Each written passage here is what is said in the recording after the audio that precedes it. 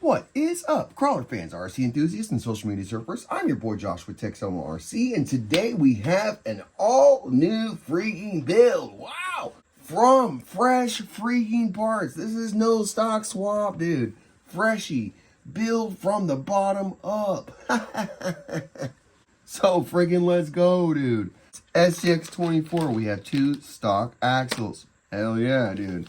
So we've got a 12-tooth overdrive gear from MOFO. We have Amazon U-joints +4s. We have an Endura transmission. I would recommend stock. You can't freaking beat it. This is a great transmission, a great freaking deal.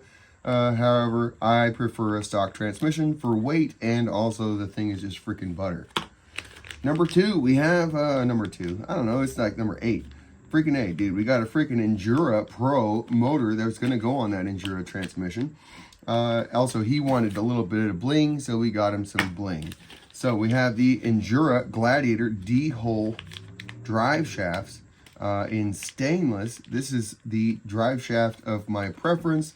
For the shorty, the JLU works just fine. But and then, you know, I guess for medium, you would need a the JLU should probably still work. But I would just personally buy the Gladiator one to have it on hand because it could be made to work for all of them. So if you don't like modification and you don't want to go cut this up and you are building a shorty, then buy a JLU. But I always usually have a Gladiator one on hand. That way it can be used to be built for anything. Then we have the Endura 43mm double barrel shocks. This was my go-to shock of choice for over a year, like a year and a half. This is what I put on every single build that I did, pretty much, until you started going to the bigger axles, like the FCX24, the TRX, CR18P, all these type of things. When you go to the bigger axle, these will not control it. You need an oil filled. You don't need all this freaking travel, dude. And so I went to the 39mm oil-filled shocks from Endura is still my preference. There are other shocks out there that are probably better. That's just my go-to. It's on Amazon. You can count on it that it's going to work. I've never had an issue with any of my Endura shocks. Highly recommended. So if you like flex, if you want crazy dropout, you know, if you're building a lightweight rig, these will work great. The benefit of the 43s is that you can get it to go all the way down to a stock slam. So that's what I'm not doing anymore. I'm no longer trying to get it to slam down. I'm trying to set it up properly and, you know, do a little bit different setup. So that's what changed. And so you can still use these. These are still great. But if you're going to go up in weight or you just want to begin to try the new setup, I cannot recommend the 39mm oil-filled shocks enough. So last thing, we have Endura 65mm pins, go-to tires. They're great, good all-around tire. They work on a lot of different surfaces. Great tire. Then we're going to power it with a dinky brushless ESC. We'll have to program it to swap it over to run the brushed motor. But if you are going to buy a dinky, I would recommend buying the brushless. That way you could run it either or, just with a little programming. Next up, for electronics, we have go-to. This is my go-to receiver. Get them on Amazon. So this is the Turbo Racing P32S. It comes with receiver. You can connect it to multiple models, like up to 20. The only downside is that it does not save the programming for each model. So you will have one programming on the radio, and it can connect to all of your cars, even at the same time if you wanted to. The problem is they all are going to share the same settings.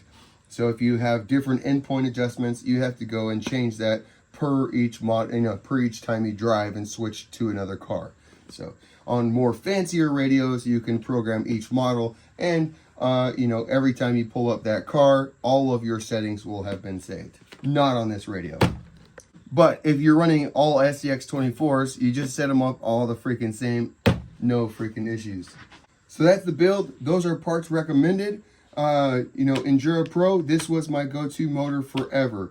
I would no longer recommend, it's not that I would no longer recommend the Endura Pro. It is still a great 050 motor, but in like the Viper, in the smaller lightweight builds, putting this in a normal stock position in, you know, reverse mount, not a good idea. This thing is almost twice stock weight, and you know, it's not the best as far, you know, it's going to give you a good, you know, feel and response and whatever. Still has a high startup. However, you know, I have switched to a brushless setup, so that's going to be a little bit more expensive. For some folks, you know, you can get away with an Enduro Pro on a stock radio or whatever, but you know, it's just the way that it goes, you know. So if you are going to mount the Enduro Pro, I will show you how to mount it. It's how we will be mounting in this video. We're going to mount it in forward mount and try to save ourselves from putting this really far back. You'll see why it's important later, so stay tuned. Yo! So we made some off-screen freaking progress, as you can see, dude.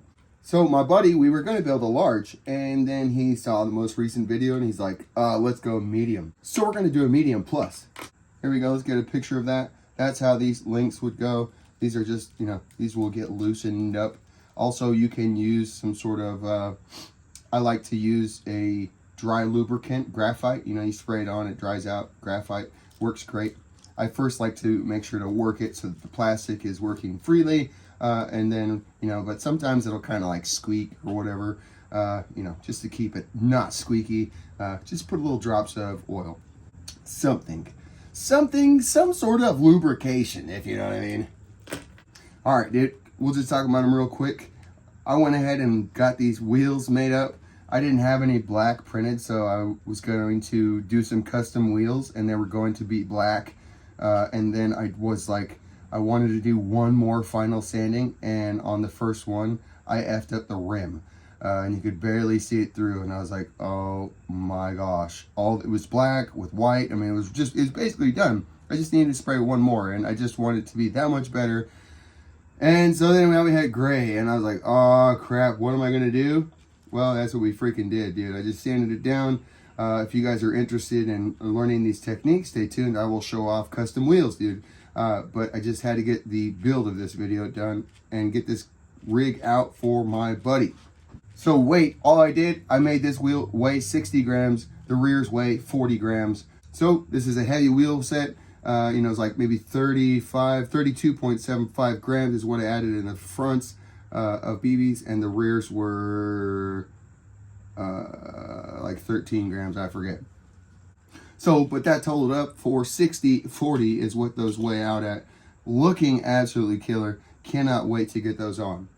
So one of the crucial things I didn't talk about pressing in, you just have to press in your bearings. I just robbed them from the knuckles. They do not come with the knuckles, but the way that I'm packaging this, the steering link comes with the knuckles. I think it's a great price. I love them. I don't feel like you need to go brass now because, you know, we do that with wheels. So if you wanted to run brass, you can do that.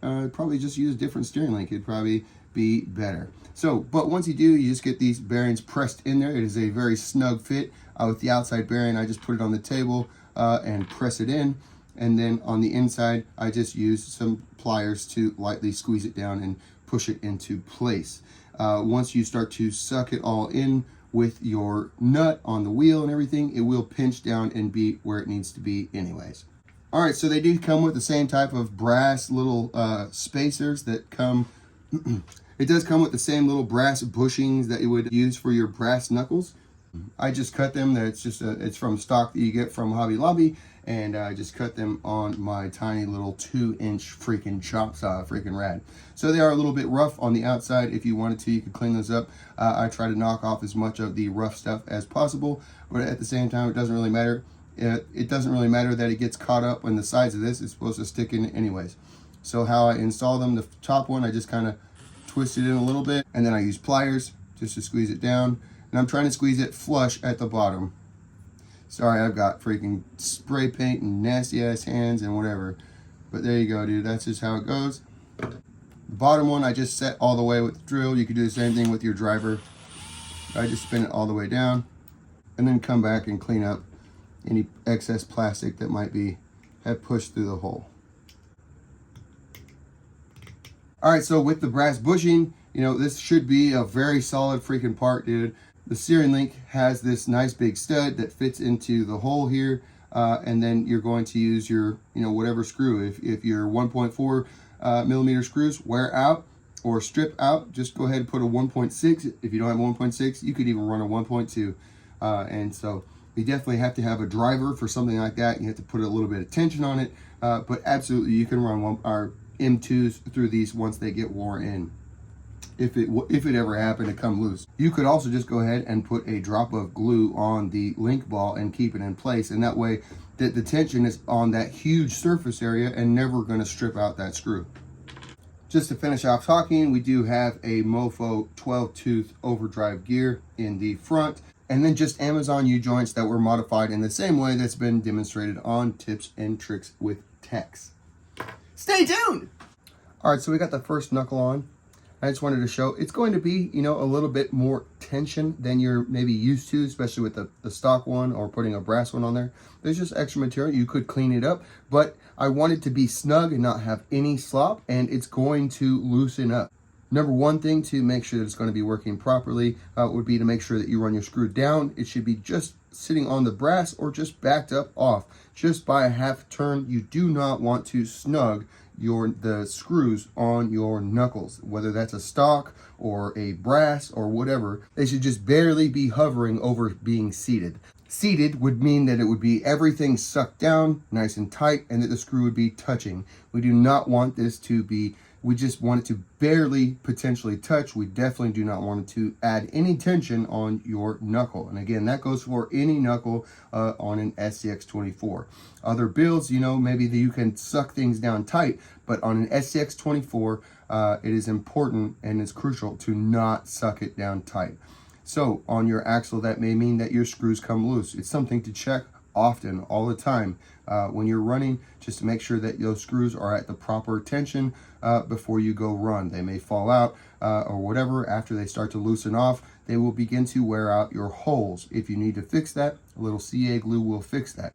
But at the end of the day, it's better to just take care of them from the beginning, especially when you're dealing with an aftermarket housing, to look after those holes the best that you can, because they will wear out, and once they're wore out, it's pretty much junk. So, or actually, like I was saying, I don't know, I never tried it on this. I guess that you could go to an M2 screw on the top. I have housings here that are loose. Maybe I'll try that. You would have a little bit of slop in your hole here, so I don't know what you would do for that. So, if you are experiencing a lot of tension, it may be that the brass got pushed in too far and it's just squeezing on the axle housing. So again, just make sure that everything is flush and that it's cleaned up, and it should work just fine. Over time, they do become plenty loose. Alright, so the steering link was installed into the knuckles using M1.4 by 10 millimeter screws. And you can see that it hits the diff cover here at, I don't know what angle that is. It is pretty crazy. So if you think you want more angle than that and you can get it out of your U-joints and with your tire not hitting, go for it. That is a lot of freaking angle and is freaking rad. So if you do put a brass diff cover up here, you will have to potentially modify and cut the link a little bit. Like I said, you could run brass, if you're going to run brass knuckles, might as well just go ahead and run a different link on the front. The diff skid is still going to work with it, and so might as well just use something else if you're going to use brass knuckles. Alright, so I've made as much freaking progress off camera as I possibly can. Check it out. A couple things to note. On the rear end, we have the rear links with the table side or the flat side out. If you were going to run these links on a normal width Slayer or another non-widened rig, you would want to have the flat side to the inside, because it's giving you a little bit of an extension and a place for your shock to mount. So if you're going to have that on the outside, you want to have that mounted to the outside. So also, we are mounted up on the rear shock mounts. What that's going to do is going to go ahead and give us more belly clearance at the back. So this new setup is raising the hips up. That's why we're running it. That's what's different than a normal Slayer. We're trying to keep the front down as much as possible, and we're raising up the hips. And so that's what our center inboard shock mount is going to do for us. And so anyways, that's what we're going to do. On your rear uppers, they should mount with a little flat side down. That's to clear a reverse mount motor if that's what you chose to do. Again, we're using the boa, the non-wide boa. You know, we don't need such a freaking wide boa for a small rig. I did go ahead and make a third, so now I have 3 upper steering links. We'll try to keep track of that. The short one did work with a really long servo horn, but we're going to use this cool aluminum one from Nick at MOFO RC with our Black Label 2.0. And so I needed more throw. So we went ahead and made this. Now this will come with the boa. We have a longer one for the wide boa, and then we have our normal one for the SOA. Front and rear diff skids are just held in by the screws that would be at the link mounts. In the rear, I would normally go ahead and cut the outside tab off. These are not my axles. I don't know that he's going to want to keep it this way, you know, so I'm going to leave them on there. But I would cut this outside tab off with my knife, and that way you could just use a 6mm screw. All right, so I thought there was no real importance to show you any of the steps. Everything should be making sense. Everything should be, if you're brand new to RC, maybe you never did any of that stuff, but maybe you should start with a stock swap, take it off of another car, and it should make sense. Also, there's endless videos out there for assembling your knuckles or doing the overdrive in the front or any of those type of things. Speaking of the overdrive, we are running the 12 tooth in the front, and I did put utter butter when I put it back in. Something that I've noticed on the 12 tooth overdrive gears is there's going to be a little bit of click. There's going to be a place in there that's not going to work. After you run it a few times, that doesn't happen anymore. Also, another note, do not suck your screws in all the way tight. If it seems like it's binding or whatever, you can remove shims. I've done that. But it seemed like on one of the ones that I got was an Amazon one, and it seemed like the shaft was actually too long because I took off the shims and I put it back in there and it still wasn't working. But I just backed off the screws just a touch and it worked just fine. All right, next we're going to go ahead and do our 3-link. We are mounting our motor in forward. So it's going to be like this, so opposite of normal. So that's going to offset the drive shaft.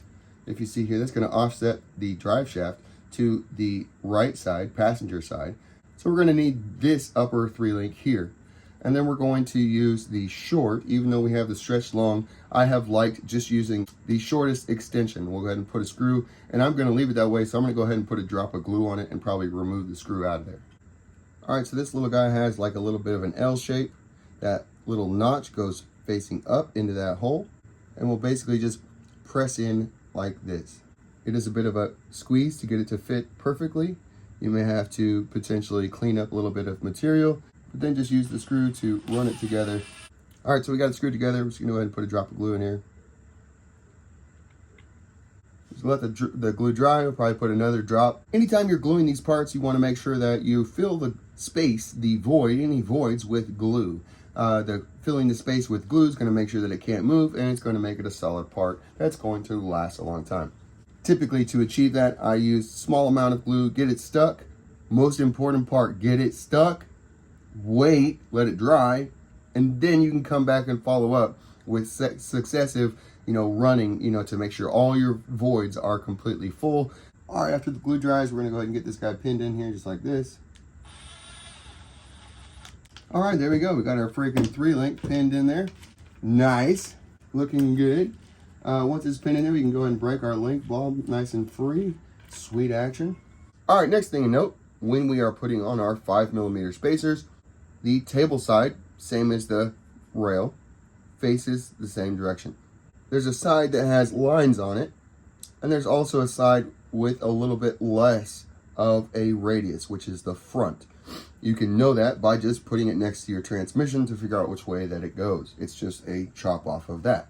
All right, you can see there's 2 sides. There's the bumpy side, which is the table side, and then there's the side with the lines. The side with the lines goes to the outside. The bumpy side goes to the transmission. When you run your screw through the outside piece, there's going to be a little bit of plastic. It's a good idea to back the screw up, use a knife to clean the plastic off, the excess plastic that got pushed out, and then run the screw back out just a tiny bit. Again, we're going lines to the outside, and we'll get this thing screwed together. And with these, I run them all the way down tight and then back it up. Next are the front shock mounts. There is a single screw with a line of screws underneath. The hook faces up, and it's going to hang from this very front screw on the plate. These 2 front holes here line up with 2 tiny little dimples right there on the frame. So now that it's together, we're going to put a drop of glue right down in here and a drop of glue right around the back side. My tip is destroyed, but that's how I fix excess with my fingers. You could use a tiny little towel, whatever. As long as you keep it moving, you can get all the excess off and it doesn't change really the sheen. You can't really hardly tell. Now I'm going to back the screw out, put the other side in. We'll get the cage together. Before we attach the rail to the skid, we are going to attach the upper rear links to the rail. There's a bit of a diamond shape pattern of the holes here. We're going to use not the bottom, but the second from the bottom, stepping back one hole. If you were trying to limit your flex, you can run your link ball all the way down, but it's going to begin to put a little bit of stress on your link ball. I like to leave it loose, and it's going to allow for a whole lot more flex. It's not going to hit any binding in the system due to the link hitting the side. You could put a spacer in there, but again, also that's going to potentially hit the link. The link is going to rotate and hit into whatever spacer that you put in. Maybe the best thing that I have found is using the little O-rings that go with the brass link balls. But typically, I just leave space. It makes it work super good. All right, now that we've got our rear links installed, we're going to attach the rails to the skid. And we're going to go ahead next and install the upper 3-link, and it's going to go in the frontmost hole in that diamond shape. And that's installed from the outside actually. So it should be obvious, but these screws on the side should be backed off by at least a half a turn. You do not want them sucked tight to try to move your suspension, right? It should move nice and freely. One thing that I do with my suspension is I make sure to move it. Make sure that you don't hit a positive stop really hard. You'll break the link balls or whatever. So, but if you just move it around, it will begin to move smoother and freer. If there's anything that's not working, look at it. It should be working smoothly. So again, it is plastic. I try to keep my tolerances as tight as possible so that they don't start loose and then get looser. We're going to start tight and fade into perfect. All right, let's go ahead and get our rear shock cut apart. So we're just going to use some flush cutters to get this thing out of here. You can use your knife to clean it up afterwards. All right, to pop this piece out here, we're just going to use our knife. Just going to stick it down in there and just rotate it up. And it should come out nice and clean. Just make sure you use your knife to clean out the corners.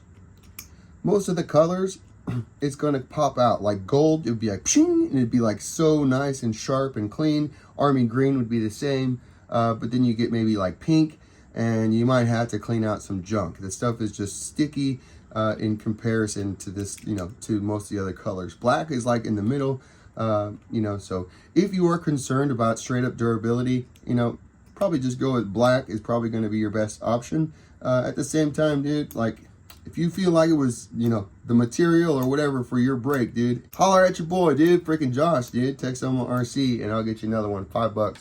Well, at the same time, I feel like I have the replacement parts at decent prices. I did come in a little high on everything. Everything has been adjusted. I apologize about that, but when you need money, dude, you're like, oh, dude, we need some freaking money, bro. You need to take care of the fam.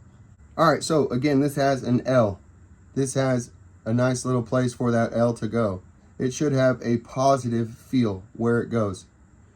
We're gonna put a small drop of glue. That was a big drop. Probably more. I'm gonna blow that out. This part is very crucial to get done properly.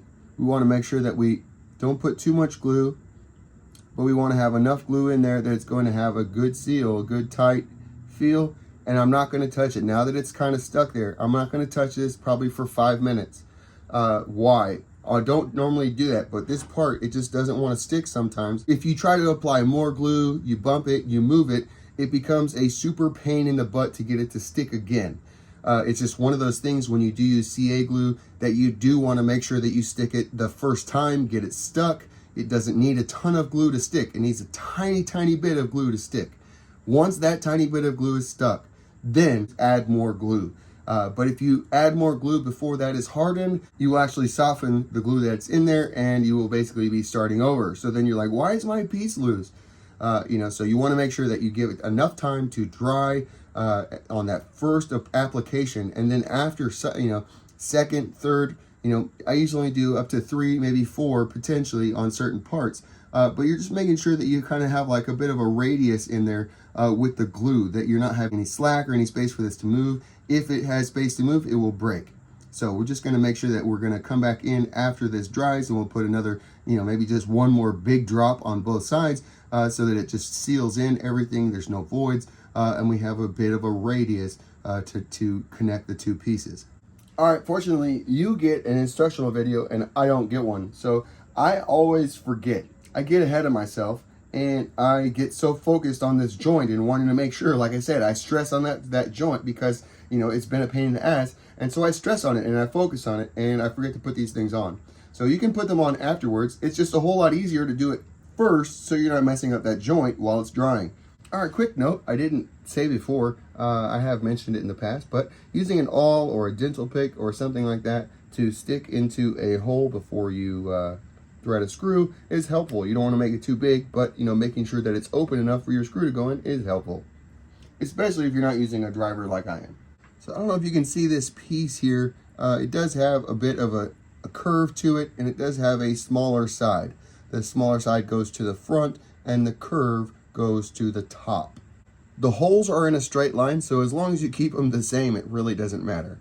All right, so I just used a single screw to get these lined up. I'm gonna put a drop of glue and then I'm gonna squeeze them together and it will be one piece. If your glue bottle is giving you fits and your glue's going all over like mine is right now, just come back with your knife and you can clean up any excess and make it look pretty again. One thing to note when you are dropping the glue in here, make sure that if you do get any glue in the holes, to blow it out. And then the piece fits just up into the roof, just like that. And then we're gonna go ahead and glue that the same. So this piece is sold if you do break it or whatever, and you wanted to buy it, or you wanted to get another one in a different color or whatever. It does come with the roof. Before we get going on putting the motor in here, I want to get the shocks in. I wanted to see how the 43s were gonna do, and I think they're gonna be freaking awesome. We just need to get some dampening, you know, some banding, and we'll be freaking good to go. So we're gonna go ahead and pull the roof off. We'll get the motor and transmission mounted up in there, and freaking let's go. All right, well, crap. I thought that we were gonna be able to use the Gladiator drive shaft in the rear here.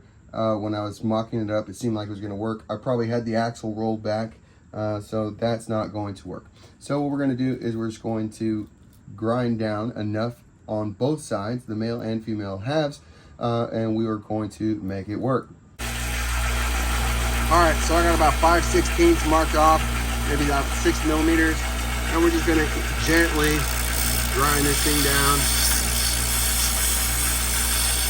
All right, screw that method, dude. That's one way you can do it, but that's gonna take forever. So we're just gonna go ahead and use our rotary tool, so that's way better.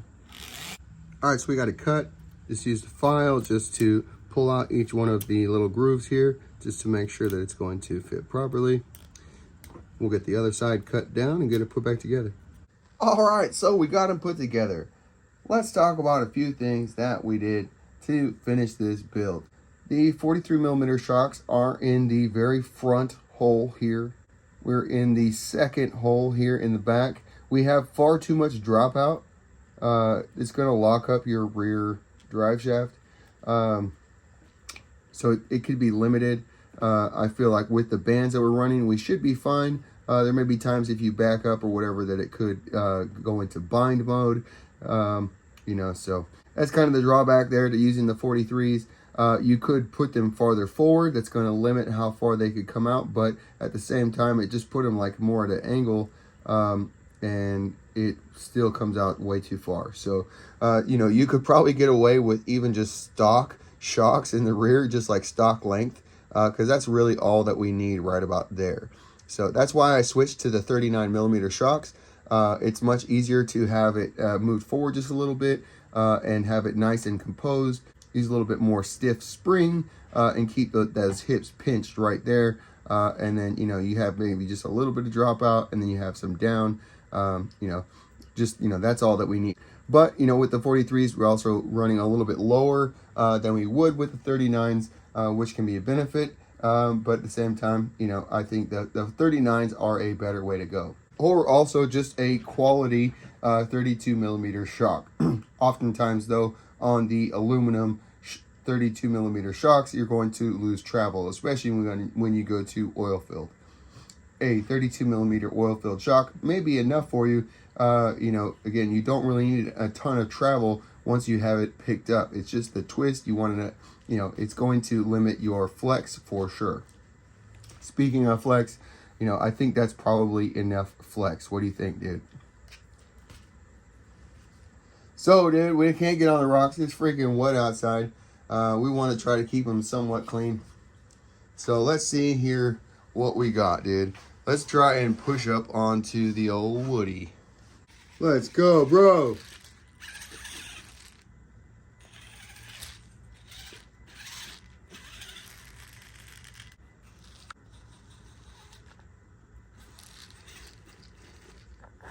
Oh, we lost it right there. This stuff is so slippery. It's got dust all over it, dude. Freaking nasty. Let's go. Ah. Oof. Really not much of anything, bro. Alright, dude. When I had my CR24, bro, this line was so freaking hard.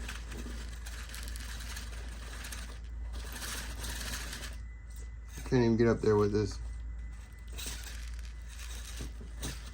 Come on, buddy. You got it, bro.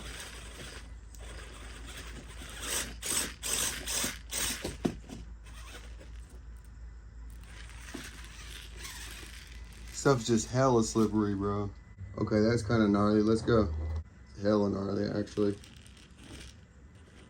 Just slipped down to nothing. Now it's not gnarly.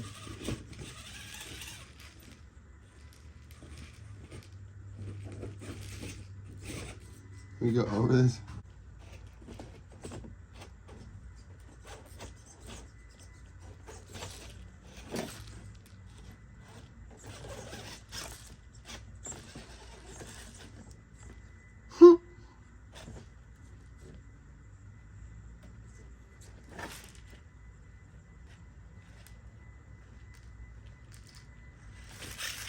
Ha! Alright, we'll start all the way down here, dude.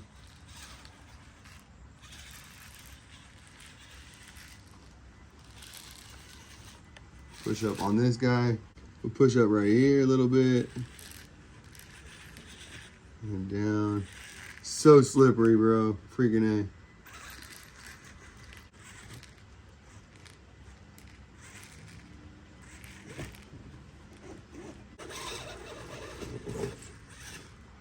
Sick. Now where do we go, bro? We got table edge.